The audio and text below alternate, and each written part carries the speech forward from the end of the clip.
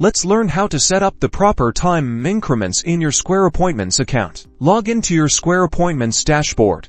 You can do this from your web browser or the Square Appointments app.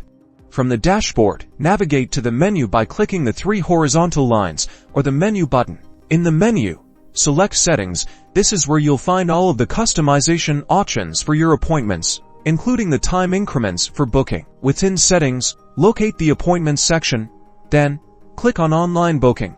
This takes you to the settings that control how clients book appointments with you online. Scroll down the Online Booking Settings page until you find the Time Increments option. This setting determines the intervals which your clients can book appointments. Click the drop-down menu next to Time Increments to see the available options. You can choose from a variety of intervals, such as 5 minutes, 10 minutes, 15 minutes, 30 minutes, and 60 minutes. Select the time increment that best suits your business.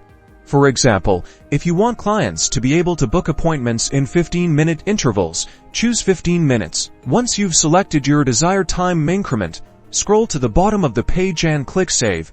This will apply the changes to your online booking page. Your new time increments are now set. Clients booking online will now see available appointment slots in the intervals you've chosen, making scheduling more precise and convenient.